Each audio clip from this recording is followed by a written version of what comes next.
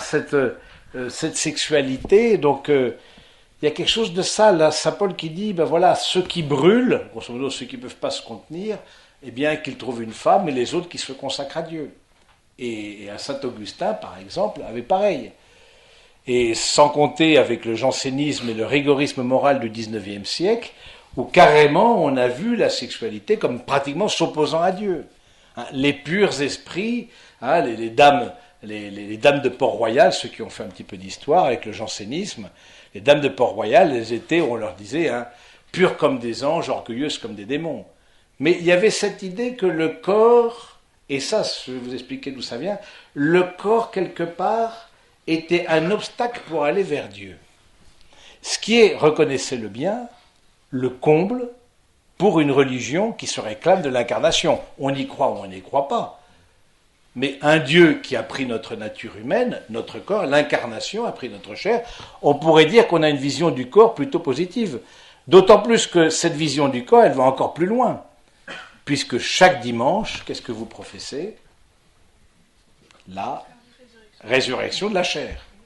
C'est-à-dire que nous croyons que, et c'est assez logique au fond, si nous croyons à une béatitude, à une plénitude, cette plénitude, elle ne peut pas être sans notre corps. Parce que le corps et l'âme sont un et se répondent. Et donc je dis, on revient de très loin parce que vraiment on a, et il faudra encore un petit peu galérer pendant pas mal peut-être de siècles, mais au fond on revient de très loin parce qu'on a vu justement le rapport, l'union sexuelle, même dans le mariage, comme quelque chose, voilà, un peu sale, un peu la sexualité, alors que dans le corps humain, il n'y a rien de sale. Qu'est-ce qui est sale ? C'est ce qui est dans notre cœur, dans le cœur de l'homme et de la femme. Mais au commencement, il n'en était pas ainsi. Dans le corps humain, il n'y a rien de sale. Et je crois que Jean-Paul II, avec un peu quelques éléments que je vais vous donner, je ne prétends pas vous donner la totalité de sa doctrine en matière de théologie. Il a écrit tout un corpus un peu compliqué, si vous voulez ensuite approfondir, mais ça s'appelle la théologie du corps.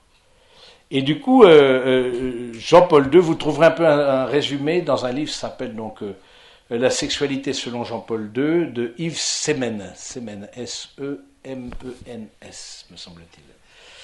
Et donc voilà, et c'est intéressant, il a donné en fait des pistes pour retrouver une beauté déjà de la relation conjugale, mais aussi une beauté du corps tout court.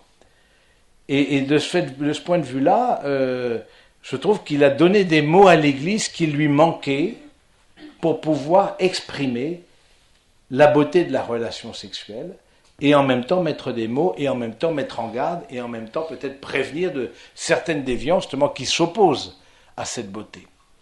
Donc voilà, je vous demande la prière, parce que ce n'est pas des choses si simples à parler, quand il s'agit d'en parler. En même temps, je me dis souvent, le fait d'être consacré dans le célibat est une aide. Est une aide parce que je défie n'importe qui d'entre vous de venir à ma place, à moins qu'il y ait des amateurs, pour parler de ces questions-là. Pourquoi ? Parce que c'est pas si facile comme couple de témoigner de sa sexualité. Bon, je pense que la plupart d'entre vous, je dis 80-90%, parce qu'il me reste entre 20 et 10% de naïveté, vous avez eu des relations sexuelles, puis vous avez 28, 30 ans, etc. Bon. Juste un petit point là-dessus, peut-être de compréhension. Là aussi, il ne faut pas être idéologique. Pourquoi l'Église, peut-être, je ne sais pas, vous avez une réponse, mais pourquoi, d'après vous, l'Église invite les couples à s'abstenir de relations sexuelles avant le mariage ? D'après vous, c'est quoi la réponse ? Oh là, attends. Vas-y. Pour la liberté. Liberté. Pourquoi alors dites liberté, c'est-à-dire que... tu peux expliquer un peu plus ? Parce que si on a des relations sexuelles, il peut toujours y avoir un enfant. D'abord, oui. On se sent plus... Engagé, c'est ça ? Donc je crois que... c'est ce que disait Jean-Paul II. Le corps, c'est le langage le plus fort. Et c'est assez intéressant de voir que... Et c'est pour ça que je vous invitais ce matin à une progressivité et le fait des étapes. le corps, c'est le langage le plus fort. Et bien souvent, des personnes, forcément, vous vous aimez, etc., il est important de ressentir de l'attirance sexuelle envers l'autre. Si vous sentez du dégoût envers l'autre, arrêtez tout de suite. Parce que là, il y aura un souci. Là, si vraiment... Non, mais c'est important de vérifier qu'il y a une vraie attirance. En même temps, c'est important de se dire que le corps, c'est l'intimité la plus grande. Pourquoi le corps, c'est l'intimité la plus grande ? Parce que le corps, c'est ce qui dit toute la personne. La personne entière est appliquée dans notre corps. Ce n'est pas le cas, je veux dire, de notre parole, ce n'est pas le cas de notre regard.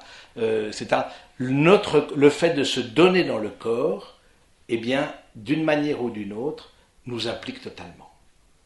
Et de ce point de vue-là, même si vous avez eu des relations intimes depuis que vous vous connaissez, etc., je vous invite, à vous de voir ce que vous pouvez faire, en tout cas je vous invite, justement pour vivre cette logique de l'amour, d'une parole qui s'incarne et qui rayonne, à vivre une certain temps d'abstinence. D'abstinence jusqu'au moment de votre mariage, justement pour ça, vous avez eu peut-être des relations sexuelles, peut-être pas, bon, certains d'entre vous pas, ont choisi, d'autres en ont eu, et je crois vécu dans une vraie confiance et une vraie générosité. Il ne s'agit pas de choses perverses, etc. J'en suis intimement convaincu, et un véritable désir d'aimer. Vous avez eu des relations sexuelles, mais vous n'avez pas eu de relations matrimoniales.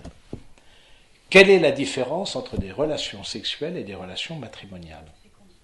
Fécondité, oui, ouverture à la vie, et puis, c'est pas elles sont pas signes d'une parole. Elles sont pas signes d'une parole, ces relations-là. Elles sont pas signes d'une parole que vous allez vous donner le jour. En termes de sens, je parle techniquement parlant, ne cherchez pas, il y a pas de, c'est pas le cours de SVT là, donc techniquement parlant, c'est pareil. Mais en termes de sens, et si vous venez frapper à la porte de l'Église catholique, c'est bien du sens que vous voulez donner à votre couple. Et donc, en termes de sens, c'est pas la même chose de dire une parole qui s'incarne. Et justement, à chaque union intime, c'est comme l'actualisation de votre engagement, l'actualisation de votre parole. Donc, je trouve ça très beau de voir, de découvrir justement comment à quel point, même vécu dans une grande générosité, un vrai désir d'amour, etc., comme vous avez pu vivre, j'imagine pour la plupart d'entre vous, des relations sexuelles, elles ne sont pas des relations matrimoniales parce qu'elles ne sont pas le signe d'un engagement. Et de ce point de vue-là, je trouve que si, en tout cas c'est à vous ensuite d'en parler en couple, moi je vous invite à ce temps d'abstinence, justement pour que le mariage montre un avant et un après. Vous voyez, c'est justement, c'est quelque part, que le mariage soit un départ, vous voyez, que ce soit fondateur, soit un fondement. C'est toujours possible de le vivre, hein, et justement parce que vous voulez est le signe d'un don total. Et puis aussi le fait des relations, comme on dit, prématrimoniales, bien fait que un des risques, en tout cas, c'est qu'on passe très vite sur d'autres formes d'intimité. Je pense par exemple à l'intimité spirituelle. Je suis quand même scié, je vous le dis très clairement mes amis, de voir la difficulté que de couples catholiques, je suis en tant que catholique pratiquant, plus, à prier ensemble. Ah mais mon père, vous vous rendez pas compte, c'est au niveau de la pudeur. Ah d'accord, ok, mais pourtant il y a d'autres formes de pudeur où vous êtes moins... auxquelles les vêtements ne résistent pas. Donc du coup, il faudra peut-être m'expliquer là. C'est vrai que partager sa foi, c'est quelque chose de très fort. D'autant plus, j'entends de personnes pratiquantes, peut-être entre vous, dans votre couple, peut-être il y en a un qui est souvent pas toujours, mais ça peut être le cas, il y a des plus et des moins, etc. Mais de personnes engagées dans la foi, le mal qu'elles ont à prier ensemble, à se mettre ensemble devant le Seigneur et à exprimer leur prière. Tout simplement, on ne demande pas de faire des grands discours, de la théologie ou quoi que ce soit. Ne serait-ce, et ça je vous invite à le faire dès maintenant, ça pour le coup, à vous bénir. Avant de vous quitter, avant de vous endormir le soir si vous habitez ensemble, ben voilà, et après aussi le mariage, de vous bénir. Parce que pourquoi c'est important? Parce que c'est aussi l'irruption du sacré dans votre couple. C'est d'une manière ou d'une autre, cette présence de Dieu dans un geste tout simple comme la bénédiction, mais pour certains ça leur coûte carrément, je veux dire, même se bénir. Or, vous venez frapper à la porte de l'Église catholique pour un mariage catholique. Donc, on suppose quand même que vous êtes plutôt favorable au club. Donc, du coup, voilà. Mais voilà, juste pour vous dire que il y a des pudeurs, mais on ne met pas le curseur au niveau de la pudeur au même endroit, quoi. Donc, alors, juste un peu pour résumer la question de la théologie du corps selon Jean-Paul II. Premièrement, c'est qu'il rappelle que le corps dit toute la personne. Toucher au corps de l'autre, c'est pas toucher simplement à l'épiderme de l'autre, c'est toucher à la personne de l'autre. Et de fait, on retrouve ça aussi au niveau juridique, où il n'est pas permis de commercialiser par exemple des parties du corps, il n'est pas permis évidemment de s'attaquer, de mutiler des parties du corps, etc., etc. Tout ce qui les atteintes au corps sont punis gravement. Parce que justement, c'est des atteintes à la personne. Et sont punis bien plus gravement que les atteintes au bien. Évidemment. Et donc, du coup, c'est intéressant de découvrir que, à travers mon propre corps, il y a aussi ma personne, et le rapport que j'ai à mon propre corps dira aussi le rapport que j'ai à moi-même. Et de ce fait-là, je crois qu'il faut beaucoup de miséricorde. Et quand je vous parle là, je suis pas là pour vous donner, c'est pas en donneur de leçons. Tous on est des pauvres avec notre sexualité, moi aussi. Donc de ce point de vue-là, je vous montre la beauté de ce que j'ai pu contempler, de ce que j'ai pu étudier, de ce que j'ai pu accompagner parmi les couples, mais en même temps c'est un véritable combat. Donc c'est intéressant de se dire que à travers le corps de l'autre, donc quel a été aussi dans votre éducation le rapport au corps? Le rapport au corps, parce que est-ce que déjà vous-même, quelle vision vous avez de votre propre corps? Je m'adresse surtout aux jeunes filles, jeunes femmes, parce que je vois qu'il y a une grosse pression, je veux dire, en termes d'image, en termes de poids, en termes de forme, etc. On voit une très grosse pression sur les femmes, sur leur corps, bien plus que sur les hommes, du reste. Et je trouve de ce côté-là, il faut vraiment s'en sentir libre. Est-ce que vous êtes, oui ou non, à l'aise dans votre corps? Et c'est souvent au niveau de la psychologie que ça vient. Des personnes qui font 50 kilos et qui se trouvent trop grosses. Ça s'appelle l'anorexie. Donc c'est intéressant de dire que à travers mon corps, je vais aussi rejoindre ma personne tout entière, ce que je suis, ma manière de me considérer, ma manière de vivre, et aussi, au fond, ma manière de me découvrir face au monde et face à l'autre. Parce que montrer son corps à l'autre, ce n'est pas si simple. Ce n'est pas si simple. De fait, les gestes d'amour, le geste d'amour conjugal, eh bien, mettent en jeu, en mettant en jeu le corps, mettent en jeu toute la personne.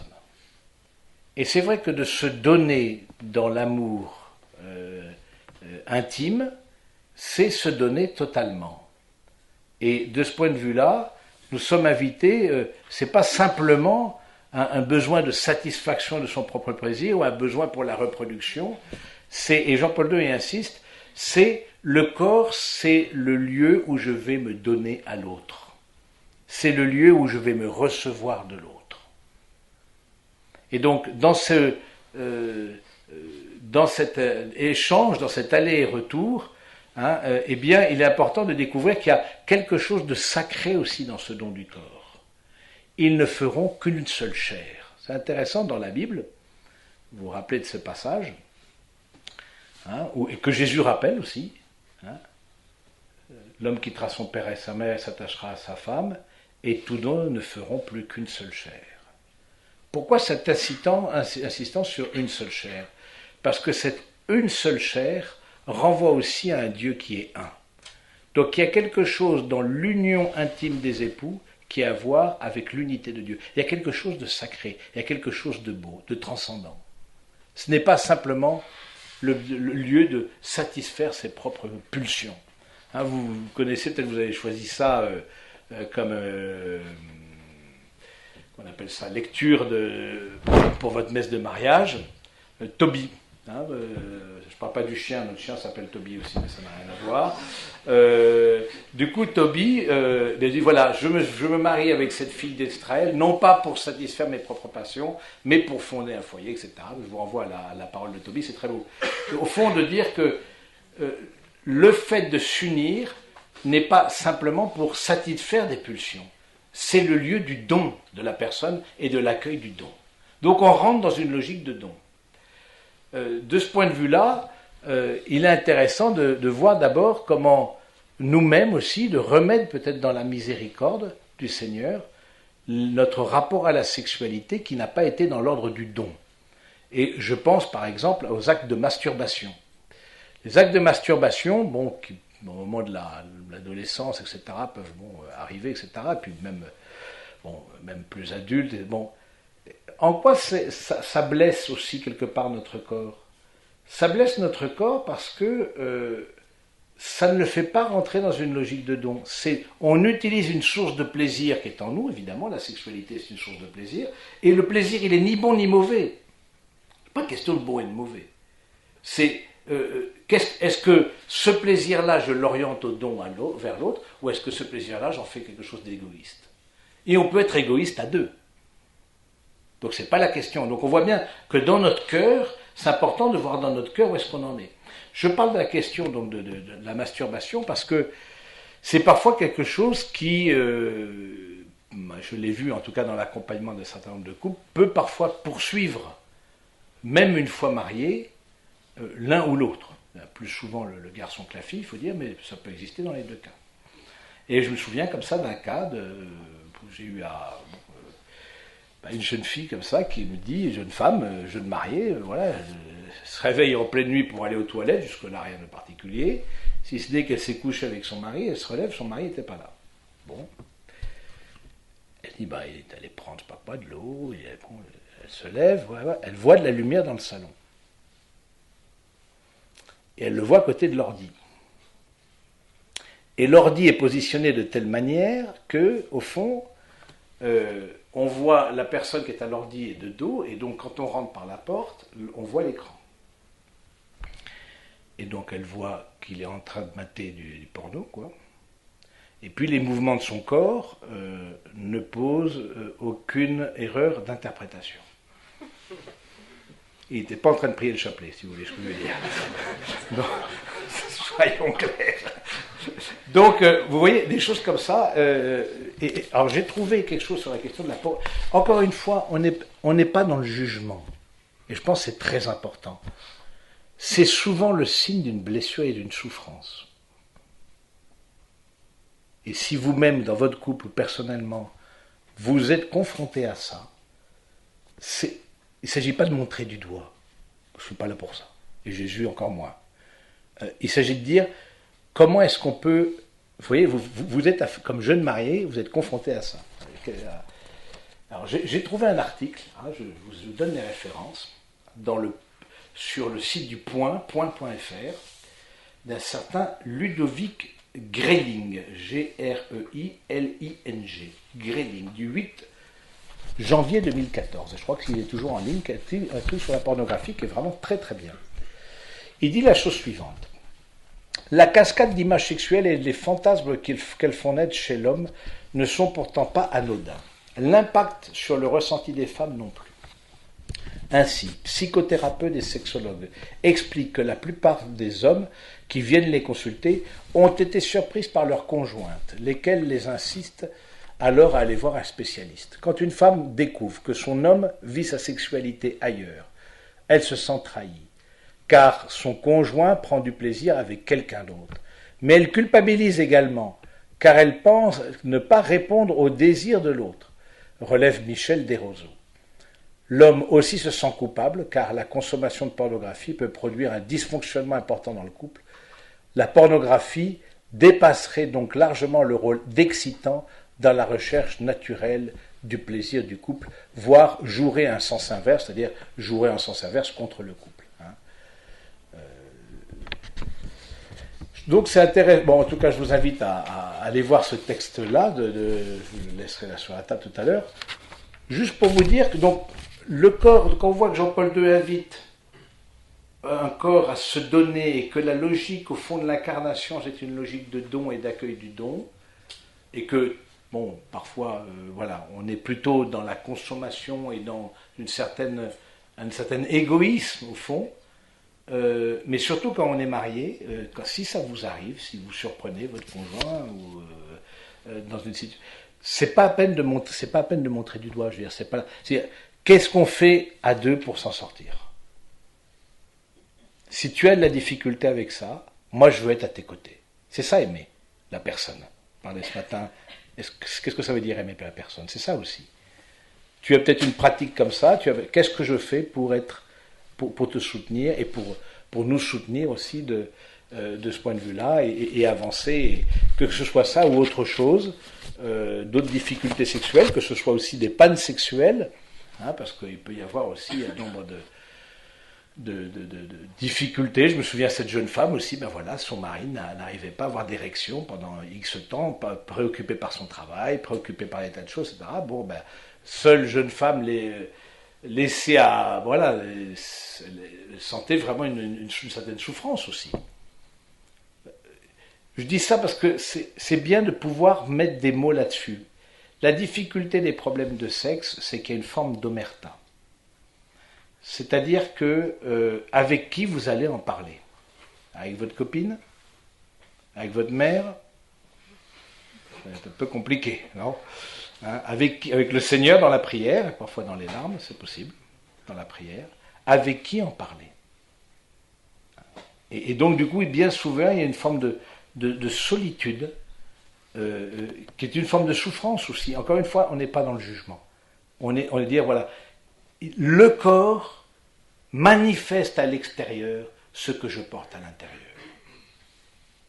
Le corps, c'est ça. Et Jean-Paul II ira plus loin en disant, le corps rend visible l'invisible.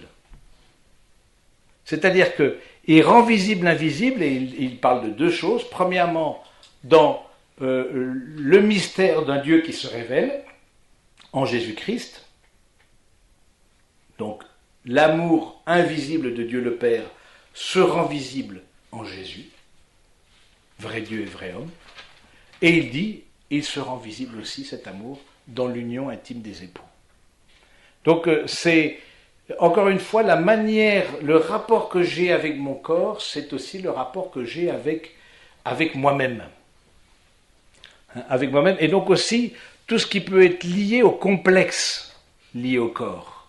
Encore une fois, de petits, de gros, de ceci, de cela, voilà, je me fais des tas d'idées, parce que voilà, est-ce qu'on est, on peut poser la question il n'y a pas très longtemps, comment savoir si on est un couple normal au plan sexuel? Moi j'en sais rien. Non mais, la question n'est pas comme si, combien de fois il faut s'unir sexuellement par jour, par semaine, par mois, j'en sais rien. Là, ce que je sais, c'est de ne pas laisser l'autre seul avec son désir, parce que c'est le laisser aussi dans une fragilité. Donc, de ce point de vue-là, je crois que c'est bien de nous-mêmes aussi de dire que les propres blessures qu'on peut avoir par rapport à notre corps, bon, je ne parle pas d'abus, parfois des abus sexuels, des personnes qui arrivent dans le mariage en ayant été abusées dans leur enfance ou leur adolescence, des blessures qui viennent des expériences qu'on a pu faire, adolescents ou jeunes, ou voilà, expériences hétérosexuelles, expériences homosexuelles. Alors vous me direz, mais nous on n'est pas concernés parce que voilà, on se marie, etc. à l'église, mais il y a pu avoir pour certains, j'ai encore eu un exemple il n'y a pas si longtemps que ça, qui nous a fait tous tomber de l'armoire, d'une femme comme ça, qui a laissé son mari, mère de 5 enfants, catho++, etc., Et puis, bon, puis chez les cathos, l'homosexualité, c'est pas trop bien vu. Donc, on fait un peu le système, si tu veux, de la cocotte minute. Cocotte minute, puis on garde le bouchon. Tu vois, et ça pendant 25 ans. Et du coup, à un moment donné, elle a commencé un travail sur elle-même. Et cette femme-là a découvert, elle a quitté son mari, ses 5 enfants, pour se mettre avec une dame. Bon, et on dit, parce qu'elle n'avait peut-être pas voulu non plus entendre son homosexualité avant. Et donc, du coup, je trouve c'est de ce point de vue-là, Dieu pardonne toujours, l'homme parfois, le corps jamais. Ça, une manière ou d'une autre, il y a quelque chose dans le corps qui va rejaillir de notre propre vie psychologique et de notre propre vie spirituelle aussi. Donc c'est intéressant de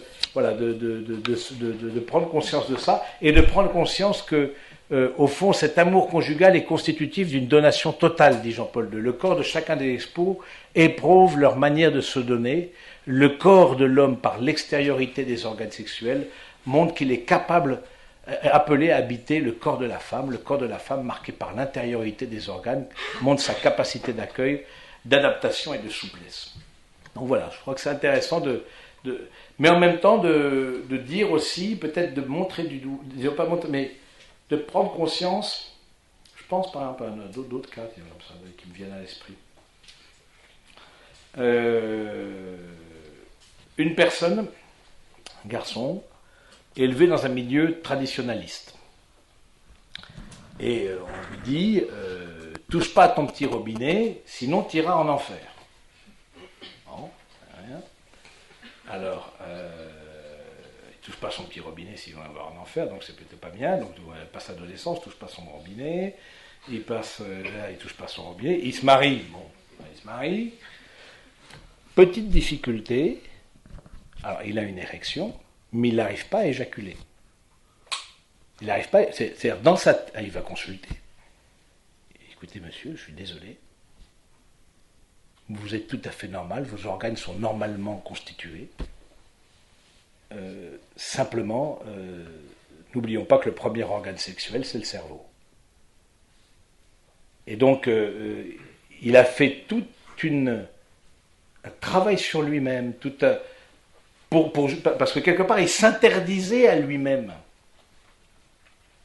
Ce plaisir, parce que sinon, c'est mal, tu vas en enfer. Donc, ce plaisir que provoque l'éjaculation chez l'homme, évidemment, il se l'interdisait à lui-même. Je me souviens d'un autre cas, d'une jeune femme, cette fois-ci, mais qui était mais plus que pudique. Alors là, c'est même plus de la pudeur, là, ça c'est, je ne sais pas comment ça s'appelle. C'est, alors, qu'elle ne voulait pas se montrer nue face à son mari, de 100 ans. Donc, or, on va le voir tout de suite, comment vient le désir chez l'homme, c'est en voyant sa femme nue. Alors, du coup, il fallait fermer les volets, tirer les rideaux, éteindre les lampadaires, fermer les comment on appelle ça, les trucs de nuit, là, voilà, noir complet. Alors le mec était comme ça. Il se retrouve les doigts de pied dans les narines, il dit non, c'est pas, il devait pas voir. En même temps, s'il faut venir avec son GPS, dans 100 mètres vous êtes arrivé, ça va être un peu compliqué de suivre avec. Si on peut simplifier un petit peu la tâche, bon, on rit un peu pour un peu se détendre aussi. C'est un peu compliqué non mais et il a fallu. Vous voyez, il faut parfois de la. Là encore, il y a des tas de fantasmes, des tas de tout, mais c'est pas vrai, c'est pas la vérité. Si dans le langage biblique, l'union intime des époux se traduit par le verbe connaître, et quand dans l'Annonciation, la Vierge Marie dit, face à l'annonciation de l'ange qu'elle sera la mère du Sauveur, je ne connais pas d'homme, c'est pas qu'elle connaissait pas d'homme, elle connaissait son père, elle connaissait les voisins, c'est pas dans le terme où nous on l'emploie, je n'ai pas eu de relation intime avec des hommes, c'est ça que ça veut dire. Mais ça veut dire aussi que, au fond, d'une manière ou d'une autre, la relation intime demande une connaissance, un travail de l'intelligence et de la volonté. C'est pas spontané, ça se fait pas tout seul. On est amené à grandir. Je dis ça aussi pour pas, à la fois pas vous décourager et pas vous, parce que en la matière on maîtrise relativement peu de choses. Et il nous faut beaucoup de miséricorde aussi avec nous-mêmes et avec l'autre. Je me souviens comme ça d'un couple, vraiment un couple profondément chrétien, etc. Mais elle avait été victime d'abus. Et du coup, son mari le savait avant le mariage, etc. Mais la difficulté, c'est qu'à chaque pénétration, eh bien, elle souffrait. Elle n'arrivait pas à se disposer, à se rendre profondément accueillante à son époux. Il y avait une tension, et la femme je vous apprendrai bien vite qu'une femme, il vaut mieux avoir une femme détendue qu'une femme tendue en général. Et donc, du coup, elle n'arrivait pas à accueillir son mari. C'était une source de souffrance. Et son mari lui dit, moi, je ne suis pas marié avec Gertrude pour la faire souffrir, c'est pas ça que je veux. Il a fallu toute une éducation, toute une patience aussi des deux, et une confiance, parce que c'est de l'ordre de la confiance. C'est une question spirituelle. Pour qu'elle s'abandonne dans les mains de son époux, puisse se disposer à l'accueillir et en éprouver de la joie.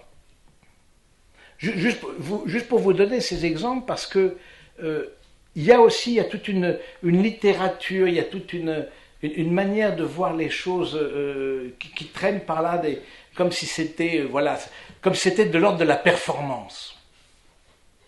Ça n'a rien à voir. Et donc du coup, tu culpabilises, tu dis non, c'est pas ça.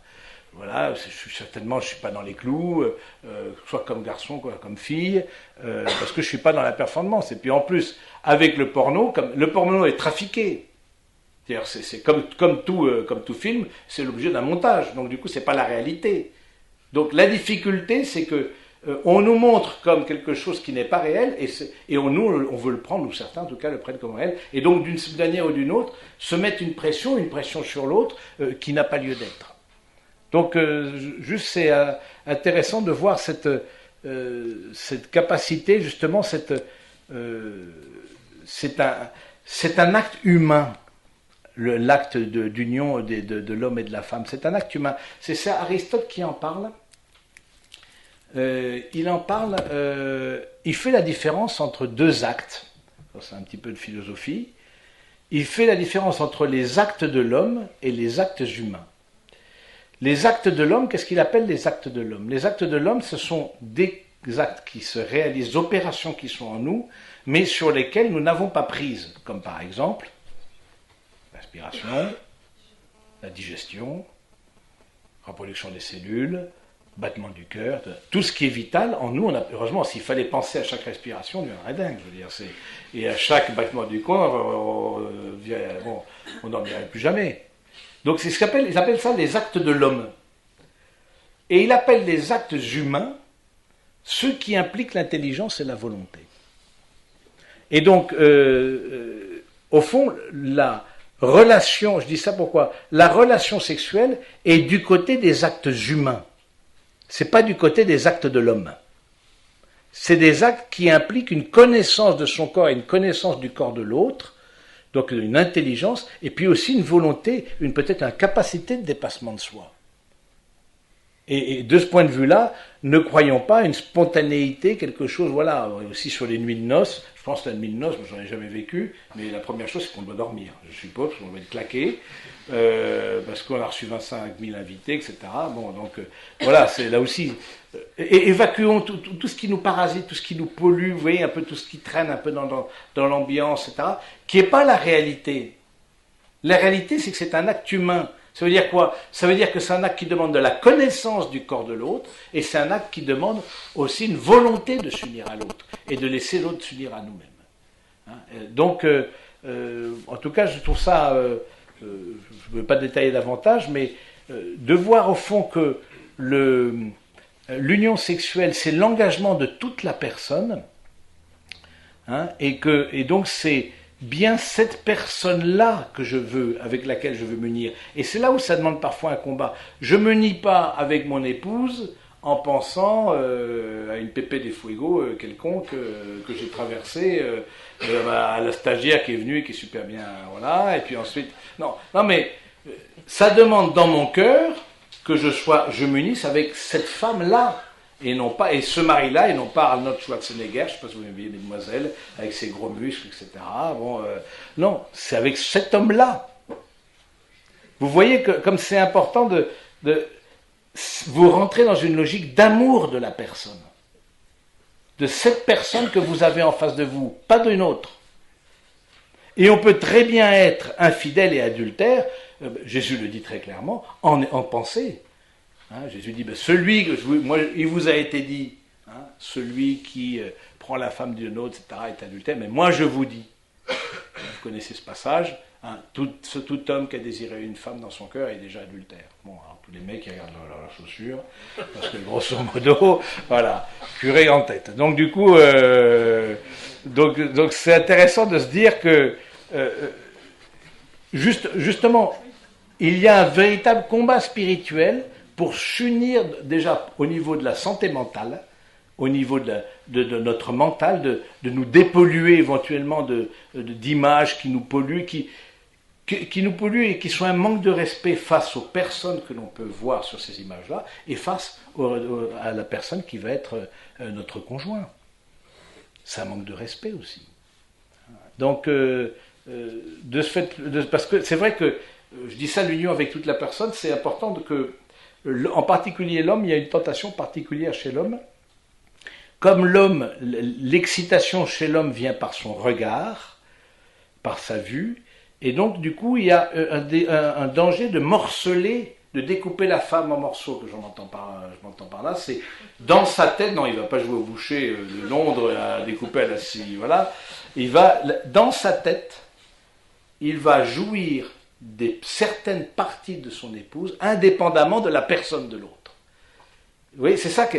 Est-ce que c'est vraiment la personne de l'autre que j'aime, ou est-ce que c'est les seins, est-ce que c'est les fesses, est-ce que c'est la personne dans sa totalité que j'épouse et avec laquelle je m'unis, ou est-ce que je la morcelle dans ma tête pour en jouir indépendamment d'elle? Au fond, quand vous regardez bien, la pornographie, c'est basé là-dessus, complètement là-dessus. C'est que il n'y a pas de visage. Et moi, je vois parfois des affiches, c'est l'affiche de lingerie féminine, par exemple. C'est intéressant, il n'y a plus de visage. Or, qu'est-ce qui dit le plus la personne, si ce n'est le visage? Donc, c'est vrai que c'est un combat spirituel, c'est un combat intérieur, mais en même temps, c'est un combat qui nous invite à nous donner et à nous... voilà. Alors, quelles sont les différentes étapes de la relation sexuelle? Alors, je fais cet enseignement-ci parce que, au bout de plus de 10 ans d'accompagnement des couples, je me suis quand même aperçu qu'il y avait une légère difficulté et une certaine méconnaissance aussi. Soit une méconnaissance due à quelque chose, voilà, une manière de concevoir la sexualité, mais pas dans le plan de Dieu, pas dans le don des personnes, hein, mais dans un égoïsme. Et puis une certaine méconnaissance au niveau de vos familles. Je ne sais pas, dans vos familles, comment est-ce qu'on vous a parlé de la sexualité? Certaines familles, on en parle un peu, mais beaucoup de familles, on n'en parle pas. Parce que ça reste encore un sujet un peu... Parce que je pense que les parents n'ont pas forcément les mots aussi pour dire les choses. Donc, c'est intéressant de voir les étapes de la relation sexuelle. La première étape, c'est ce qu'on appelle l'éveil du désir, hein, ou appelé aussi préliminaire. Mais j'aime à penser que les préliminaires sont bien avant de se retrouver ensemble dans un même lit. Qu'est-ce que ça veut dire préliminaire? C'est-à-dire que déjà la femme en particulier, autant l'homme grosso modo il n'y a qu'à appuyer sur le bouton pour que ça démarre, la femme, non, il y a besoin d'un climat, vous voyez, d'un contexte de confiance. D'un contexte de confiance, d'un contexte comment on peut dire, de paix. Il est impossible pour une femme de se donner dans l'amour après une engueulade. C'est juste impossible.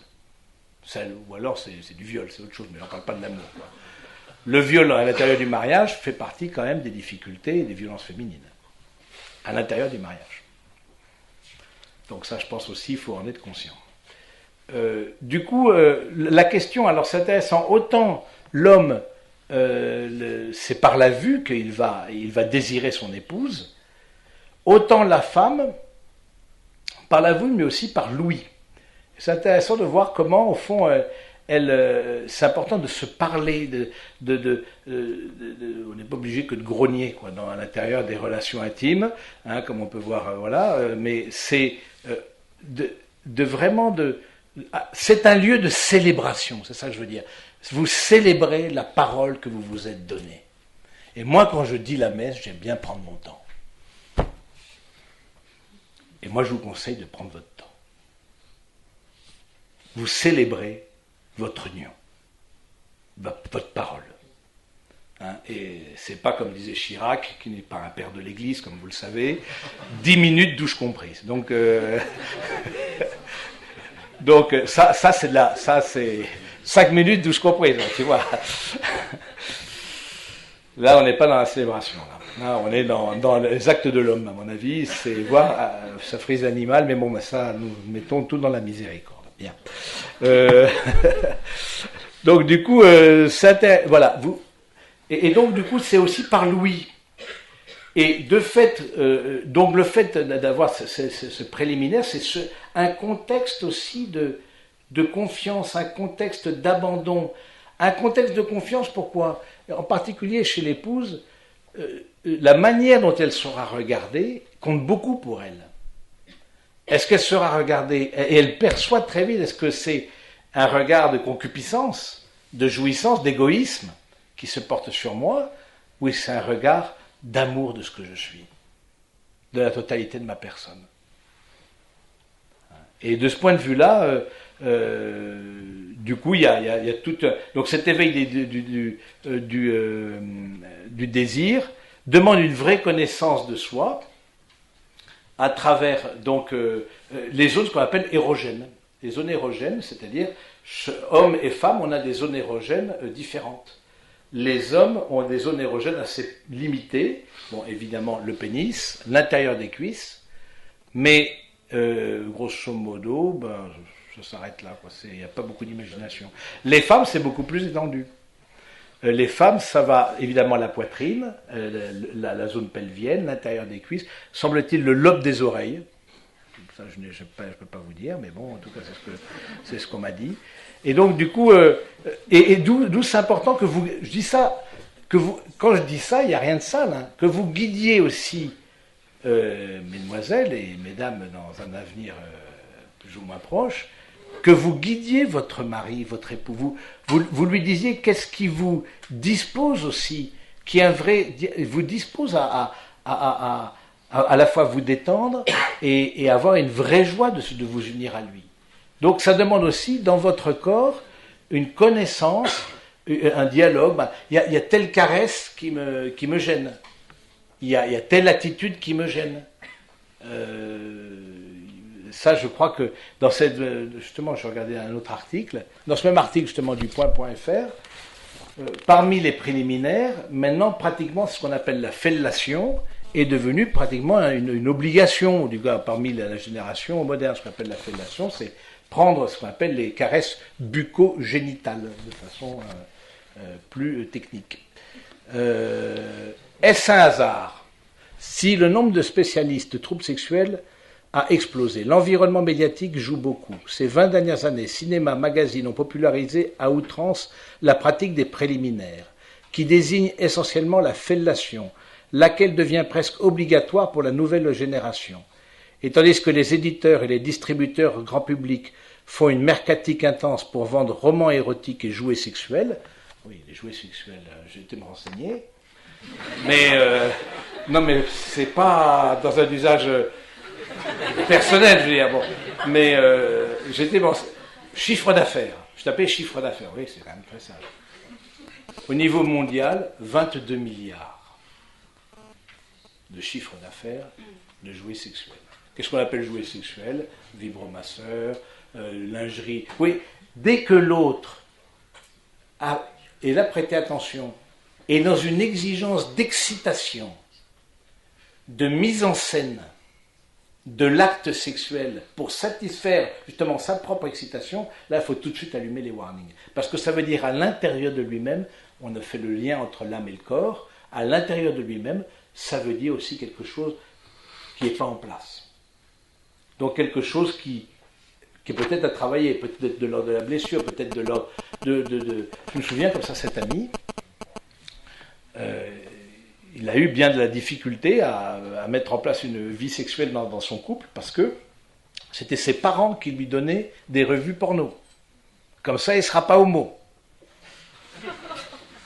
Ça a une logique qui m'échappe, parce que c'est pas du tout ça qui fait qu'on n'est pas homo ou qu'on l'est, du reste. Vous voyez, mais du coup, il me dit, quand vous avez des personnes qui ont du vécu en face de vous, il me dit, bon, j'ai vraiment demandé une guérison au Seigneur, vraiment de ces images qui m'ont pollué l'esprit, et pour avoir un regard pur face à ma femme. Et il a maintenant 40 et quelques années, il dit, je sens que ça revient m'habiter, ça revient me... Donc vous voyez, la manière aussi en termes de tout ce qui est roman érotique, par exemple, je ne sais pas si vous connaissez 50 nuances de Grey. 50 nuances de Grey, qui est un roman érotique qui s'est vendu à plusieurs millions d'exemplaires. On appelle ça porno pour maman. Bon. Ok, ça en dit déjà beaucoup. Donc, et donc, du coup, c'est des par millions. Alors justement, j'ai trouvé un truc là. Attendez, hop, là. J'ai trouvé quelque chose sur les sextoys. Non, parce qu'il y avait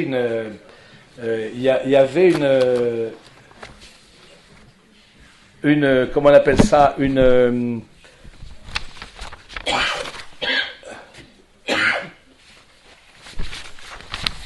on appelle ça, sextoy, ici. Alors, c'est lefigaro.fr. Donc, le Figaro, c'est tout ce qu'il y a de plus, voilà. Août 2012. Jeudi. Une distribution gratuite de sextoys a viré à la foire d'empoigne à Manhattan, au point que la mairie de New York a dû annuler l'opération pour trouble à l'ordre public. Alors, moi j'ai dit, je vais faire la même chose, mais avec les Bibles. Je suis allé à la Concorde pour distribuer, mais bon, il n'y a pas eu, j'ai pas été malheureusement arrêté pour trouble à l'ordre public, si vous voyez ce que je veux dire. Juste pour vous dire que vous pensez que ça concerne, c'est des trucs, bon non, vous allez trop loin, Père, là ça ne nous concerne absolument pas, ou c'est des gens complètement malades dans leur tête, etc. Trouble à l'ordre public. Je me souviens, tiens, à propos justement de désir, d'excitation, etc., j'ai dû donc suivre de la kiné pendant plusieurs mois. Et bon, quand vous voyez une kiné, c'était une femme une fois par semaine pendant 1 an, forcément, vous parlez, etc. J'étais prêtre et tout, bon. Et puis elle me dit, je suis divorcé. Ah bon, je dis, vous êtes divorcé, bon, pas de commentaire. Et elle m'explique pourquoi. Elle explique que, au fond, son mari l'obligeait à l'échangisme. L'échangisme, c'est-à-dire à plusieurs, ce qu'on appelle partie fine. Moi, de mon temps, on m'a appelé ça autrement, mais on appelle ça partie fine. Mais quand vous voyez le mari, mais vous voyez, c'est pas des gens marginaux, c'est pas des gens, c'est des gens insérés dans la société. C'est des personnes, c'est juste qu'au plan sexuel, ils sont dérangés. C'est juste qu'ils ont un désir et des demandes par rapport à leur partenaire qui ne sont absolument pas légitimes.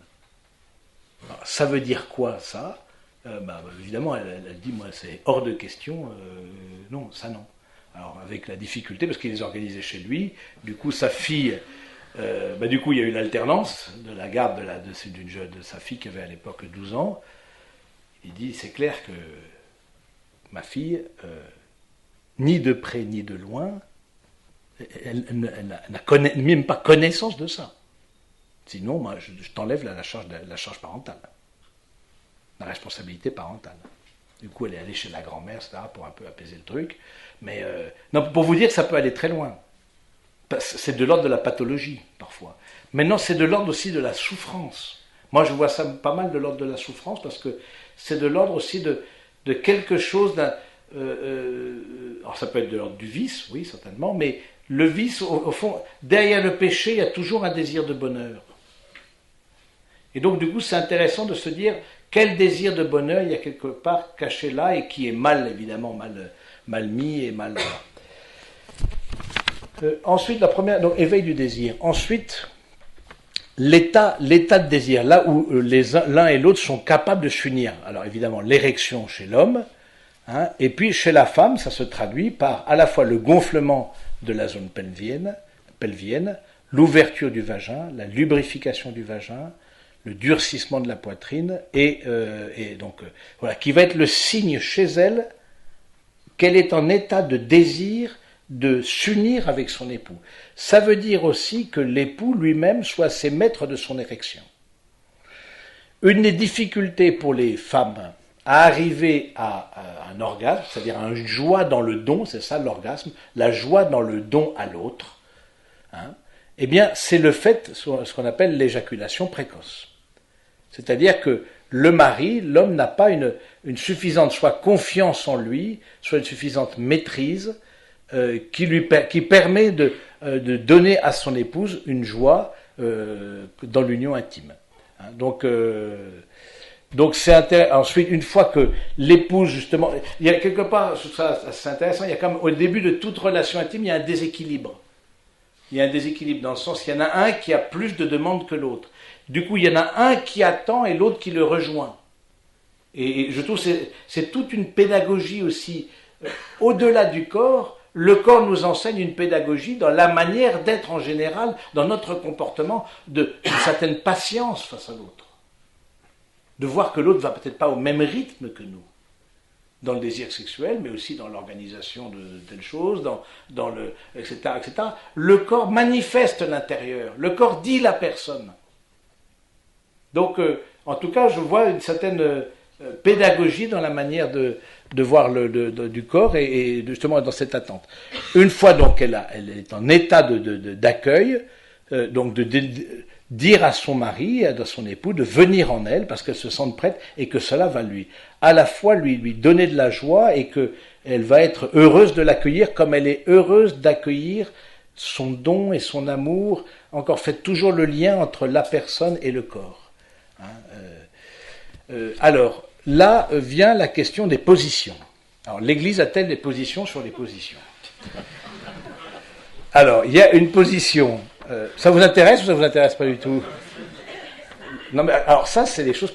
Ça, c'est un truc personnel. Vous ne le trouverez pas sur le site levatican.fr. Hein, je vous le dis tout de suite. C'est juste quand on met ce que nous donne Jean-Paul II de communion des personnes, le corps comme signe de toute la personne et l'intimité du corps comme le don et l'accueil du don. Du coup, pour moi, ensuite, j'ai fait un peu comme un effet de domino, mais c'est plus un travail personnel, c'est pas... on peut très bien ne pas être d'accord, tout en restant catholique, apostolique et romain, je veux dire. Bon, la question des positions.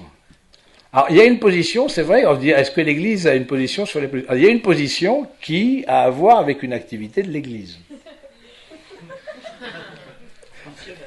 Missionnaire. D'après vous, pourquoi? Un missionnaire, qu'est-ce que c'est la position missionnaire? Papa-maman, grosso modo. Hein, l'homme couché sur son épouse. Bon. Pourquoi, d'après vous, on appelle ça missionnaire? C'est marrant. Pourquoi on appelle ça? Voilà.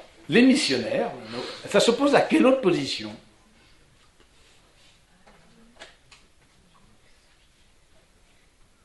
Parce que c'est quand même étonnant d'appeler missionnaire. En plus que beaucoup, sauf les missionnaires protestants catholiques, mais beaucoup n'étaient pas non plus des grands experts en la matière. Quoi. Je veux dire,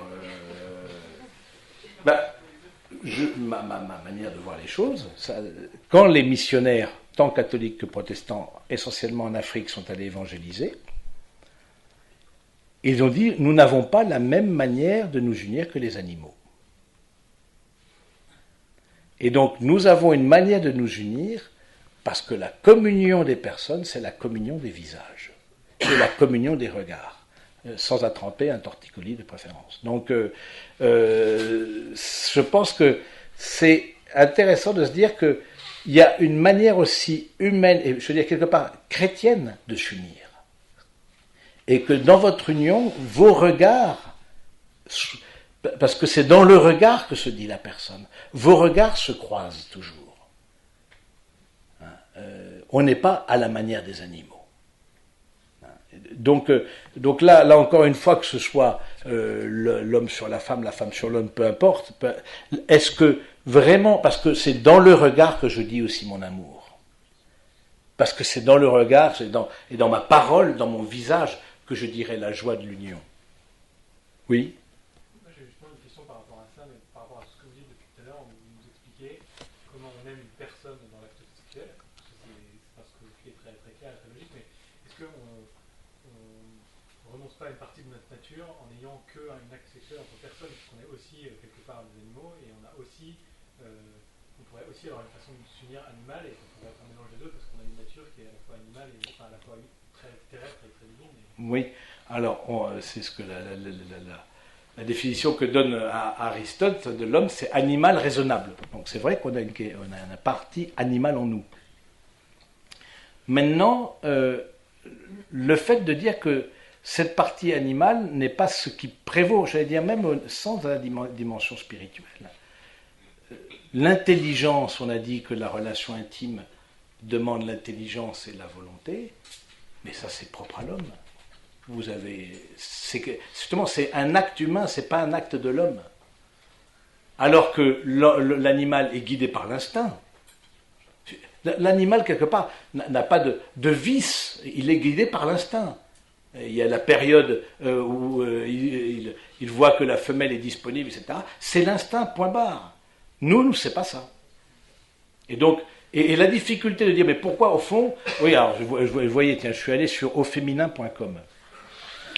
Et donc, auféminin.com, je suis allé voir, alors, de dire, c'est une sorte de site, je sais pas si vous connaissez, bon, alors, le thème, c'était comment renouveler ses relations intimes. Alors, je me suis dit, tiens, ils vont parler peut-être de la Trinité, ils vont parler bon voilà, un peu d'une logique de don, etc. Et on voit justement, non, on voit, avez-vous essayé toutes les pièces de votre appartement? Je me dis, quoi? Qu'est-ce qu'il raconte là? On va voir le lieu tout à l'heure. C'est vrai qu'il y a un aspect animal, c'est vrai qu'il y a une jouissance bien plus grande qu'on pourrait avoir, c'est vrai, en mettant en scène. Mais est-ce que ça, d'une manière ou d'une autre, vraiment, est-ce que ça ne va pas être la femme qui va en faire les frais? À 80%, oui. Qui va devoir se plier. Et moi, pour être prêtre, j'ai des confessions d'épouses, voilà, pour faire que le mari, entre guillemets, n'aille pas voir ailleurs, eh bien, elle se plie à des exigences qui sont inadmissibles. Ah oui, il y a le côté animal, mais est-ce que la jouissance maximum va être la dignité maximum? Certainement pas. C'est vrai qu'on a une capacité de jouissance plus grande. Je me rappelle comme ça un homme qui avait commis l'adultère, etc. Il me dit, je ne pensais pas être capable de donner autant de plaisir à une femme. Et c'est vrai que au fond, quand on est responsable de quelqu'un, comme on est responsable de quelqu'un dans le mariage, il y a des choses, quelque part, qu'on s'interdit parce qu'on estime que c'est un manque de respect. J'ai parlé du sexe oral, je peux parler du sexe anal, voilà, il y a 1000 possibilités de jouissance. Mais est-ce que ça va aider à la communion ou pas? Ou est-ce que ça va aider à l'asservissement, bien souvent, de l'un sur l'autre? Et donc, oui, il y a quelque chose d'animal, mais c'est pas cette partie. Ce qui est animal aussi, quelqu'un me saoule, ben voilà, je le zigouille, c'est aussi animal. Est-ce que le bon critère, est-ce que c'est animal ou pas, ou est-ce que c'est plutôt la question de dignité? Parce qu'il peut y avoir une personne par l'amour, par exemple, qui n'est pas face-to-face, oui. Et pourtant elle est digne, parce qu'elle a voulu parler d'eux et fait dans un certain respect. Est-ce que le bon critère, c'est pas plutôt ça, plutôt que de se dire, est-ce que c'est de personne à personne c'est-à-dire, face-to-face, c'est vrai, l'avantage, c'est qu'au moins, on voit l'autre, on peut se parler, on peut le reste, on a.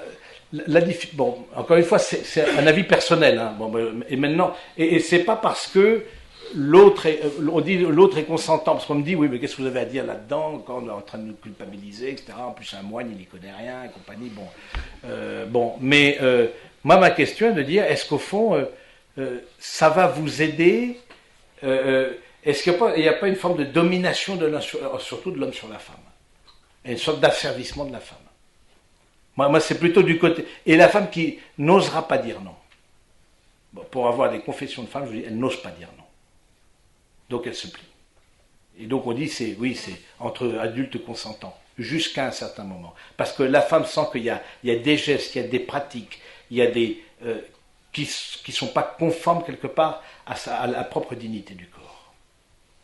Donc voilà, je vous en parle, mais c'est quelque chose qui, en tout cas, vous pourrez en parler entre vous aussi, pour faire le point, en tout cas. Bon. Ensuite, donc ça veut dire une maîtrise de soi aussi, je parlais de la question de la maîtrise de soi, pour permettre ce qu'on appelle ensuite l'autre étape, l'orgasme qui est un spasme chez l'épouse, une éjaculation chez l'homme, qui est le signe aussi du don, de la joie d'accueillir et de se donner. Moi, je vois ça aussi sous cet angle-là, la joie d'accueillir et de se donner, de voir au fond que c'est d'une certaine manière une forme d'extase aussi, de sortie de soi-même. Je vais me donner à l'autre, et donc j'ai une joie, et donc c'est important aussi de ressentir cette joie. C'est vrai que ça me taquine, je veux dire, oui, ça m'interroge, quand je vois que chez les femmes, il n'y a pas trop de désir sexuel, ou voilà, n'arrive pas à l'orgasme, ou un désintérêt pour l'union intime. Souvent, et c'est là aussi je vous mets en garde, mesdemoiselles, on voit une prédominance de l'aspect maternel ou spirituel sur la dimension d'épouse. Et ça, je pense qu'il faut faire aussi attention de ce côté-là. Et du coup, je me dis, je vois chez certaines femmes un désintérêt. Est-ce qu'elles sont, parce que c'est là où ils ne feront qu'une seule chair. C'est vraiment cette unité des organes qui fait vraiment une seule chair. Ils sont un comme Dieu est un. Leur unité de corps et donc d'âme, parce que le corps et l'âme se rejoignent, est complète. Donc je trouve, en tout cas, de ce point de vue-là, il faudra peut-être du temps, il faut peut-être de la confiance, certainement, mais que, en tout cas, vous ne renonciez pas à la joie sexuelle. Et j'allais dire, quel que soit l'âge. Alors c'est vrai que là, on a un gériatre parmi nous, donc je crois que vers les 80 ans, ça peut à peu près se calmer, comme dirait l'autre, ce n'est pas nous qui quittons le péché, c'est le péché qui nous quitte. Mais en tout cas, je me souviens de cette femme d'une 60aine d'années qui me dit, pour des raisons médicales, voilà, mon mari, on n'a plus d'union. On n'a plus d'union avec mon mari. Et elle me dit, je sens qu'on s'éloigne l'un de l'autre. Je sens qu'on s'éloigne l'un de l'autre. Que soit toujours présent le dialogue des corps. Parce que le dialogue des corps, c'est le dialogue des personnes. Et c'est le dialogue des cœurs. Voyez ça comme une respiration, vous voyez, peut-être je m'exprime mal, mais voyez ça comme une respiration, comme une continuité, comme un continuum, comme une unité. Voilà, donc l'importance de faire une seule chair, justement, ce plaisir manifesté dans l'orgasme, et puis ensuite le repos, la dernière femme, c'est la femme du repos. Il n'est pas rare qu'au bout de 2 minutes, on entende... Parce que la décharge de plaisir et la décharge du corps fait que le corps tout à coup rentre dans une détente, évidemment, voilà, et que les époux qui ont célébré leurs paroles, qui l'ont fait chair, bien, se reposent dans les bras l'un de l'autre. Les difficultés par rapport au... donc, plusieurs questions. On a parlé de la question de la durée. Moi, je vous l'ai dit, maintenant c'est à vous, il n'y a pas de religion là-dessus, je veux dire, c'est à vous de voir, mais en tout cas, ayez du temps disponible C'est pas pressé, c'est pas à la va-vite, c'est pas à la sauvette, c'est pas bon. La question de la fréquence, ça c'est une vraie question. Et ça c'est à vous aussi d'en parler. Veiller à ne pas laisser l'autre, essentiellement l'homme, seul avec son désir sexuel. Ça peut être aussi la femme à certains moments. Parce que c'est mettre l'autre dans une situation de difficulté. Autant c'est important que chacun puisse expérimenter un désir de l'autre, mais autant c'est important d'avoir une certaine régularité dans l'union intime des époux. Et puis, en dernier point, la question du lieu. La question du lieu, là encore, bon, il ne s'agit pas d'essayer toutes les pièces de l'appartement, parce que ça on fantasme sur tel truc, sous la douche, ou je ne sais pas quoi, voilà. Je crois que, en tout cas, je ne sais pas dans votre famille, mais dans ma famille, la chambre des parents était comme sanctuarisée. Enfant, en tout cas, on rentrait pas, je ne sais pas chez vous, on rentrait pas dans la chambre des parents. Et je trouve aussi quelque part de faire de cette chambre matrimoniale une chambre qui soit belle, même si elle est petite, parce que voilà, vous êtes dans un 15 mètres carrés à Paris, au 5e étage, mais ça n'empêche pas que cette chambre-là soit belle, que cette chambre-là ce soit le lieu de la célébration, ce soit un lieu d'intimité, en tout cas évidemment que ce soit un lieu où on soit vu de personne, ça me paraît l'évidence, mais c'est toujours bien de rappeler les évidences. Et le fait du lieu, en tout cas du lieu matrimonial, en tout cas habituellement, maintenant il y a des voyages, etc., mais habituellement votre lieu d'union, ce soit quelque part cette chambre matrimoniale qui va être aussi d'une manière le sanctuaire de votre amour et qui va être le lieu à la fois où peut-être vous engueulez, le lieu où vous allez vous pardonner, le lieu où vous allez vous unir. Et je trouve de ce point de vue-là, la chambre matrimoniale est quelque chose auquel il faut prêter une attention particulière. Alors, il y a eu des questions. Est-ce que vous avez d'autres questions? Oui. Vous disiez tout à l'heure qu'il ne fallait pas laisser l'autre avec son désir, mais si Oui. par exemple l'un des deux Oui. d'une personne du couple Oui. n'a pas envie à ce moment-là, quelle est l'attitude à ce moment-là? Alors, s'il n'y a pas envie, c'est souvent le cas, j'allais dire. Et puis maintenant, avec la contraception, on ne peut même pas prétexter une migraine. Donc du coup, je crois qu'il y a aussi une question de volonté. Je me rappelle encore cette femme qui me disait, c'est vrai que mon mari a un grand désir de s'unir avec moi, etc. Et moi, peu. Quelque part, je me suis un peu efforcé.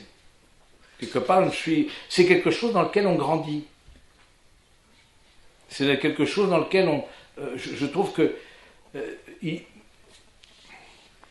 ne s'agit pas de se forcer, je suis d'accord, mais c'est un travail de l'intelligence et de la volonté. Et donc aussi, c'est un acte d'amour que de se rendre disponible, et donc de voir un peu comment vous vous débrouillez en couple, etc. Mais on ne peut pas laisser seul... Parce qu'il y a des femmes, je veux dire, grosso modo, elles auraient des enfants et ça leur suffit, quoi. Et puis, toutes pas, mais ça dépend un peu de la libido de chacun. Et la libido, elle n'est ni bonne ni mauvaise, ça fait partie de notre psychologie, etc., de nos hormones et compagnie. Mais je pense qu'il y a aussi une manière... Arrêtons de croire à la spontanéité aussi dans cette manière. On n'est pas, encore une fois, on n'est pas spontanément à égalité de désir dans une union intime. Ça, c'est pas vrai. Il y a le fait d'y arriver progressivement. Et de voir à quel point... Et cette femme-là me disait, au fond, moi, maintenant, au début, c'est vrai que ça me gavait, etc. Mais elle me dit, je me suis aperçu que ça me faisait du bien. Je me suis aperçu, même si je n'étais pas en demande, qu'au fond, d'avoir une régularité dans l'union avec mon époux, bien pour moi aussi, c'était bénéfique. Voilà, donc je crois que c'est une partie de la réponse. Maintenant, c'est un peu à vous de ce côté-là à donner la réponse. Je peux vous donner des pistes, mais en tout cas, n'attendons pas, parce que si juste... N'attendons pas d'être tous les deux au même degré pour s'unir, parce que ça peut arriver, mais ça arrivera une fois de temps en temps, mais c'est peut-être pas suffisant, quoi. D'autres questions? Oui. dans notre vie, on va sans doute être un peu attiré par d'autres gens. Oui, certainement, oui. Du coup, comment est-ce qu'on doit réagir? Est-ce qu'il faut on doit se dire que c'est un peu... Oui. Alors, il est tout à fait normal que vous croisiez des personnes et vous vous disiez, tiens, cet homme, cette femme, ben, elle me plaît. Bon, et peut-être même j'aurais fait ma vie avec lui, avec elle. Là aussi, il n'y a pas l'homme de sa vie ou la femme de sa vie, ça n'existe pas. Ça, c'est enlevez-vous de ça de votre tête, absolument. Il y a plusieurs personnes avec qui, heureusement, on peut faire une vie commune. Parce que si l'homme de ma vie ou la femme de ma vie se trouvait en Papouasie centrale et que moi, je suis perdu à Knut-le-Zout, ça va être compliqué de se rencontrer. Tu vois, donc, du coup, c'est important de se dire que, d'abord, il y a... Donc, et puis même, dans le cas de veuvage, par exemple, l'Église catholique admet qu'on puisse refaire sa vie avec... Et puis, vous avez... Il y a des styles de personnes, il y a des styles d'hommes, il y a des styles de femmes. Et vous voyez que des styles de femmes, des styles d'hommes avec qui vous auriez pu... Voilà, vous vous sentez attiré vers un autre. En tant que tel, moi, je crois que c'est pas... D'abord, se sentir attiré par son mari ou par sa bonne épouse, c'est premièrement. Mais il ne faut pas s'en émouvoir plus que ça. Il faut juste se dire, le mariage, c'est un amour privilégié. C'est un amour privilégié. Alors que dans le célibat consacré, c'est un amour universel, on se donne à tous dans le célibat. Dans le mariage, c'est un amour privilégié. L'autre a besoin de sentir qu'il est votre priorité. Et donc ça veut dire aussi que on peut sentir du désir, surtout en matière professionnelle, parce que dans le milieu professionnel, pour le coup qui est de plus en plus mixte, eh bien forcément, vous allez forcément croiser des gens avec qui vous auriez pu, voilà, qui vous attirent comme style d'homme, comme style de femme. Moi, ça me choque simplement de dire, voilà, je mets une barrière intérieure. Intérieurement, je mets une barrière. Intérieurement, voilà, je ne vais pas favoriser les rencontres avec. Je vais être dans une certaine prudence. Bon, un autre cas là. Un couple vient me voir, et puis elle n'a pas pris bien conscience de la question de l'exclusivité. C'est-à-dire que... Non, mais vous allez voir comment... Elle a... non, mais pas de façon assez naïve, je suppose. C'est-à-dire que chaque fois qu'elle rencontrait un garçon, elle lui demandait son numéro de portable, sachant qu'elle était fiancée. Et puis, 2 jours après, elle envoyait un SMS, tiens, t'as l'air sympa, est-ce qu'on peut se prendre une bière ensemble? Le type qui reçoit un SMS, je sais pas, 2 jours après, il a rencontré une fille dans une soirée dans Poitiers,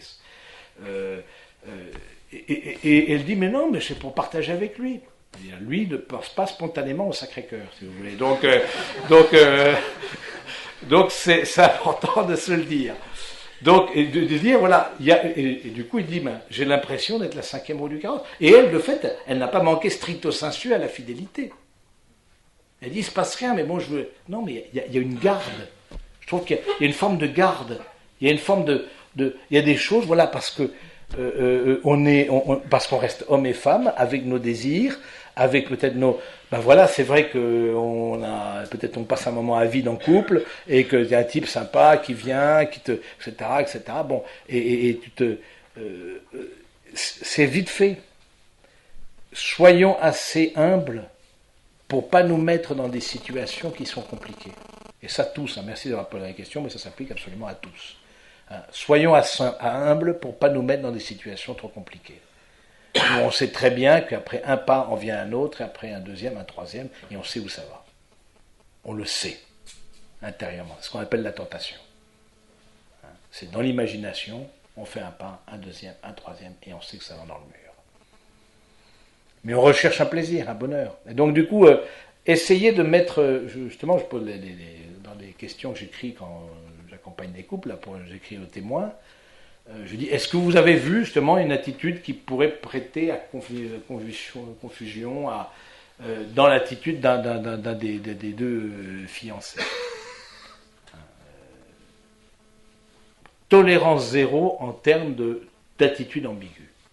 Tolérance zéro. Tu sens un type, la drague, c'est fini. Et même se faire tout de suite, il faut recadrer. Vous vous ferez draguer, forcément. avec vos bonnes têtes. Mais bon, je crois que c'est là où est l'amour, l'attachement. Tu parlais de l'attachement à la personne de l'autre. C'est que je mets une garde à mes lèvres, Seigneur. C'est dans le psaume. Je mets une garde.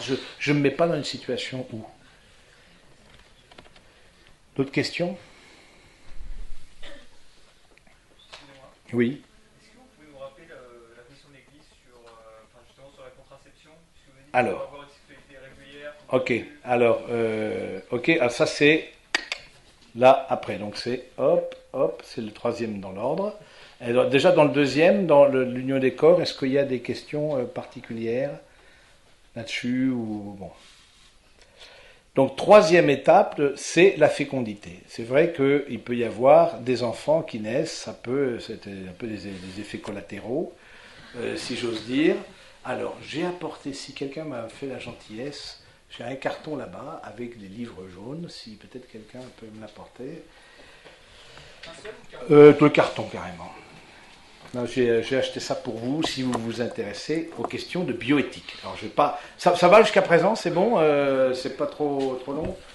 Merci. Alors j'ai acheté ça, je me suis dit, si ceux qui sont intéressés, c'est hyper clair, ça me paraît très concis, assez clair. Bon. La question de la contraception, là aussi, moi j'en fais pas, j'allais dire un aspect idéologique. Pourquoi, d'après vous, pas la question de la paternité, de la maternité responsable. C'est comme ça qu'il faut poser la question. Paternité, maternité responsable. C'est-à-dire que l'Église invite à une certaine responsabilité dans la manière de donner la vie. Tout le monde n'est pas capable d'avoir 6 enfants. Pourquoi? Non pas parce que les personnes, en termes par exemple économiques, par exemple, même si on constate que souvent les familles les plus pauvres, ce sont souvent les familles les plus nombreuses, mais en termes aussi de fatigue, en termes d'énergie, en termes de beaucoup de choses, voilà, on n'est peut-être pas obligé, et je ne sais pas si vous vous êtes fixé déjà le nombre d'enfants que vous voulez avoir, mais bon, de ce point de vue-là, je crois qu'il y a une paternité, et en même temps, l'Église invite les époux à une générosité du cœur. C'est-à-dire que à ouvrir, et quand je vous vois, je dis, quelle chance auront vos enfants quelle chance auront vos enfants de naître dans votre couple, quand même. Et ça, je pense que c'est une vraie grâce pour eux, et comme pour vous aussi. Et maintenant, il y a la question d'une certaine régulation, parce que c'est vrai que, comme on ne peut pas en avoir des quantités industrielles, du coup, l'Église, elle part d'un truc, c'est une position, j'allais dire, écologique, c'est-à-dire au naturel. En fait, c'est un green sex. Hein, c'est le green sex, c'est-à-dire, alors c'est marrant parce que tout le monde, l'écologie, etc., il faut faire le développement durable, il faut pas. Donc l'Église est contre les OHM, organismes hormonalement modifiés, hein, ou tout dérivé du latex. Et donc, du coup, elle dit, voilà, dans le corps de la femme est donné des temps de fertilité et de non-fertilité. Et donc, je dis, en général, c'est une vision qu'on pourrait qualifier de naturaliste. C'est-à-dire, on part du corps. Alors, déjà, est-ce que certains d'entre vous se sont formés, parce que ça demande une formation, aux méthodes naturelles? Oui, vous êtes formés, certains, aux méthodes naturelles? En tout cas, sachez que on peut se former aux méthodes naturelles. C'est-à-dire que moi je trouve l'avantage de ces méthodes naturelles justement qui jouent sur les temps de fécondité et de non-fécondité de la femme, je trouve ça a plusieurs avantages. Le premier avantage, c'est que la régulation des naissances est portée par les deux et non pas par un seul. Or, dans quelles que soient les formes de contraception que vous allez utiliser ou que vous utilisez, j'imagine déjà, eh bien, c'est soit l'un, soit l'autre. Deuxièmement, il y a, comme dans méthode naturelle, il y a la naturelle, c'est-à-dire je suis à l'écoute de mon propre corps, je suis à l'écoute du corps et du corps de mon épouse, et j'entre aussi dans une maîtrise de moi-même. Parce que, évidemment, dans les périodes fertiles, eh bien, si nous décidons comme couple de nous ne souhaitons pas avoir d'enfant, eh bien, ça veut dire une maîtrise, ça veut dire une abstinence. Donc, quelle est la part aussi de l'abstinence? Est-ce que je suis capable de cette maîtrise? Et puis aussi un autre aspect que je trouve aussi intéressant, ça sert aussi à avoir des enfants, accessoirement parlant. C'est vrai que la méthode Billings, qui est la méthode la plus connue pour les méthodes de régulation naturelle, c'est vrai qu'ils ont eu 9 enfants, alors c'est peut-être pas forcément la méthode, l'exemple qu'il faut donner le plus, mais ça sert aussi pour des couples qui ont des difficultés à avoir des enfants, et ça je vais y venir. Ça sert pour des couples qui ont des difficultés à avoir des enfants de justement se positionner au moment favorable. Donc maintenant, j'allais dire, aucune méthode n'est parfaite. Aucune méthode n'est parfaite. 60% des avortements en France, il y a 220 000 avortements par an à peu près, 860 000 naissances. 60% sont sous contraception, des femmes qui sont sous contraception. Donc ça veut dire qu'il y a, encore une fois, il n'y a pas de risque zéro, juste pour dire, il n'y a pas de risque zéro, il n'y a pas on dirait, voilà, la méthode parfaite. Alors c'est vrai que comme c'est naturel et que ça ne fait pas marcher l'industrie chimique et l'industrie pharmaceutique, on ne peut pas dire qu'il y ait beaucoup de recherches faites. Il me semble qu'une difficulté par rapport aux couples qui veulent vivre ce type de méthode, justement, parce qu'on découvre dans le corps aussi le partenaire divin. On dit on est à l'image de Dieu dans notre corps, donc on découvre dans le corps le partenaire divin. Donc il y a aussi une dimension spirituelle. Hein, donc, et aussi une dimension d'abandon et de se dire, ben voilà, est-ce que je veux tout maîtriser ou est-ce que j'accepte aussi de laisser une part à la confiance et à l'abandon. Maintenant, donc ça c'est un peu pour les questions de régulation et de naissance. Je trouve qu'il y a, bon, de ce point de vue-là, il faudrait peut-être plus de moyens pour les couples qui veulent vivre ça et qui me semblent plus respectueux du corps humain. Hein, de plus de moyens pour le vivre avec une certaine... Parce que aussi ce qui empêche la femme d'arriver à une joie dans l'union, c'est la peur de tomber enceinte. Hein, quand il n'y a pas de contraception mise en place, etc. Donc ça c'est aussi une vraie difficulté. Maintenant, je voudrais parler d'une autre chose, mais rapidement parce que ça leur tourne, et je veux laisser la place à Yann et Priscille pour leur témoignage. J'aimerais parler des questions de la difficulté d'avoir des enfants. Je lisais un article il n'y a pas si longtemps que ça sur la baisse de la concentration du sperme, hein, due à des différents facteurs. Bon, les facteurs sont assez... certainement la pollution, le rythme de vie, etc. Mais sachez que la stérilité masculine est de plus en plus importante, à ne pas confondre avec l'impuissance. L'impuissance, hein, c'est cette incapacité à l'érection, est-ce que le manque de la fertilité, le manque de la fertilité, cette capacité à donner la vie. Donc qu'est-ce que vous faites dans une démarche où, comme couple, et malheureusement parfois il peut y en avoir, qu'est-ce que vous faites pour... face à un manque de fertilité de l'un ou de l'autre ou des deux. Alors, vous connaissez la position de l'Église en la matière, qui me paraît assez sage, une certaine méfiance par tout ce qui pourrait couper l'acte intime des époux de la procréation. Et donc la procréation médicalement assistée, par exemple la PMA, coupe ce lien. Et puis, inutile de vous dire que, oubliez toute forme de romantisme, vous rentrez dans un protocole. Quand vous rentrez dans les FIV ou toutes les formes de procréation médicalement assistée, etc. Vous rentrez dans des protocoles. Ce que je vous invite à faire, et ça, à ne pas rester seul, pardon pour les médecins qui sont dans la salle, mais ne pas rester seul face au corps médical. Parce que vous arrivez comme couple, ayant déjà en souffrance, parce que ça fait peut-être 1 an, 2 ans, 3 ans. Vous voyez les autres qui ont fait les baptêmes, vous voyez les poussettes, vous voyez, etc. Et à chaque fois, c'est un coup d'épée dans le cœur. Et donc, du coup, donc vous arrivez face en consultation, c'est vrai que vous arrivez dans une situation de fragilité. De façon générale, le patient arrive dans la fragilité face à son médecin. Et donc, ne restez pas seul, faites-vous aider. Hein. Je pense par exemple à un couple que j'accompagne en ce moment. Lui a dû subir enfant, il a eu un cancer enfant, et il a subi des rayons. Et donc, il a fait ce qu'on appelle un spermogramme, c'est l'analyse du sperme, et il s'avère qu'il y a très peu, il y a une densité de spermatozoïdes largement insuffisante, pratiquement c'est impossible sans l'aide de la médecine. Et donc, il va falloir qu'il fasse, c'est pas la FIV, ce qu'on appelle l'ICSI, c'est-à-dire on introduit à l'intérieur de l'ovocyte, on introduit le spermatozoïde. Donc, un couple très pratiquant, très croyant, pratiquant. Ils le savaient avant, ils disaient il y a possibilité de ça, voilà, d'une manque de fécondité, de possibilité de stérilité à cause d'une maladie enfantine. Je lui dis, renseignez-vous. Ce qui est compliqué là-dedans, c'est surtout ce qu'on appelle les embryons surnuméraires. C'est ça qui est compliqué.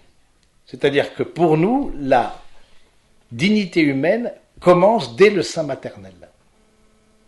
Et donc le fait d'avoir des embryons surnuméraires, c'est au congélateur, parce qu'il y a ce qu'on appelle la cryogénisation, c'est-à-dire qu'on met dans l'azote liquide les embryons, c'est-à-dire il y a eu fécondation, mais qui ne sont pas implantés.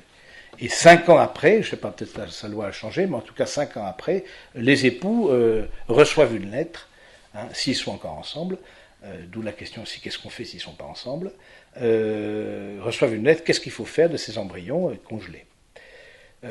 Et donc là, il y a une vraie difficulté. Et moi, je veux un peu plus me former sur la question, parce que j'estime ne pas être assez formé. Est-ce qu'on peut, par exemple, faire tout pour éviter ces embryons surnuméraires? Est-ce qu'on peut féconder ovocyte par ovocyte? Est-ce que, voilà, comment... Vous comprenez, la difficulté, elle est là. Donc, je pense que de ces questions-là, faites-vous accompagner, restez pas seul. Si un jour, vous devez... y faire face, restez pas seul. Et dernier point, la question de l'adoption. La question de l'adoption, je veux dire, l'enfant n'est pas un dû, l'enfant c'est un don. On est toujours dans le dû. On a le droit au congé payé, on a le droit à ceci, on a le droit à l'enfant. Non, l'enfant c'est un don. On rentre dans une logique de don. Du don du cœur, du don du corps et du don de l'enfant. Donc, aussi, il peut y avoir ce qu'on appelle un acharnement procréatif, où vraiment on veut un enfant à tout prix. Et puis, ensuite, il y a plusieurs choses qui viendront après. Il y a ce qu'on appelle le DPI, c'est diagnostic préimplantatoire, c'est-à-dire qu'une fois que vous avez l'embryon, vous pouvez le passer au scanner, mais vous connaissez tout, parce qu'avec le décryptage du génome humain, maintenant, vous pouvez savoir s'il aura de la tension artérielle, c'est les couleurs des cheveux, évidemment, des yeux, mais évidemment garçon ou fille, etc., risque de pathologie. Donc, la difficulté de ça, c'est qu'on arrive à un eugénisme. L'eugénisme, vous savez ce que c'est on traite les races pour arriver à la race parfaite. Et ça nous rappelle des très mauvais souvenirs dans l'histoire du XXe siècle. Et aujourd'hui, il y a un eugénisme par rapport aux personnes atteintes de trisomie 21, dont 96% sont avortées. Il y a eu un très bel reportage sur Antenne France 2, là, le jour de la trisomie 21, justement, où une famille m'a montré, la dernière des enfants. C'est une épreuve, la question du handicap d'un enfant. Je ne dis pas, je ne suis pas là... Mais en tout cas, je ne vois pas dans le mettre un terme à cette grossesse, je ne vois pas, à la souffrance, on ne répond pas par la souffrance. Mais on répond par l'amour. Et on répond en n'étant pas seul. J'ai vu un très beau témoignage, peut-être vous l'avez vu aussi, de Anne-Dauphine Julien. Je ne sais pas si ça vous dit quelque chose, Anne-Dauphine Julien. Petit pas, 2 petits pas sur le sable mouillé. Elle était invitée par Ardisson, qui n'est pas... qui est ce qu'il est. Donc du coup, mais Ardisson l'a interrogé, et il en était presque ému aux larmes. L'amour de cette mère pour cette petite fille, je crois, handicapée, Thaïs, l'amour de cette mère qui l'a... elle allait vers la mort, oui, mais nous aussi on va vers la mort.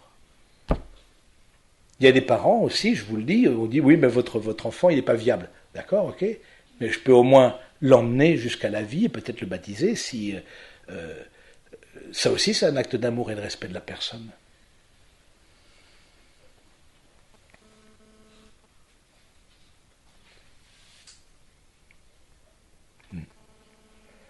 Mais je crois que de ce côté-là, il faut... Si l'Église peut-être a mis beaucoup l'accent sur cette question de défense de la vie, parce que progressivement, on appliquera aux personnes nées ce qu'on applique aux personnes non nées. Et on voit déjà des cas, toujours dramatiques, on est d'accord, de parents qui assassinent leur enfant handicapé. Alors c'est toujours dramatique, c'est toujours ce que vous voulez, c'est des parents souvent seuls, en fragilité. Il y a un cas, il n'y a pas eu très longtemps, il a étouffé sa fille handicapée, très, très lourdement handicapée, etc. Le drame de ces familles, bien sûr, c'est le handicap. Mais le drame de ces familles, c'est souvent qu'elles sont seules. Qu'elles sont seules face à l'enfant handicapé. Et moi, je vous invite aussi à réfléchir. Si on vous annonce, lors d'une échographie, un handicap parmi dans un enfant, etc., que vous attendez, il faut à froid, on ne sait jamais à chaud ce qu'on va faire, on est d'accord. Mais au moins à froid, il faut que vous ayez pensé. Et de se dire, il y a toute vie, il n'y a pas une vie qui est meilleure qu'une autre. Toute vie, il n'y a pas une vie qui vaut plus la peine d'être vécue qu'une autre. Et Anne-Dauphine Jullian, justement, quand elle parlait de sa petite fille Thaïs, elle dit, c'est une vie à part entière.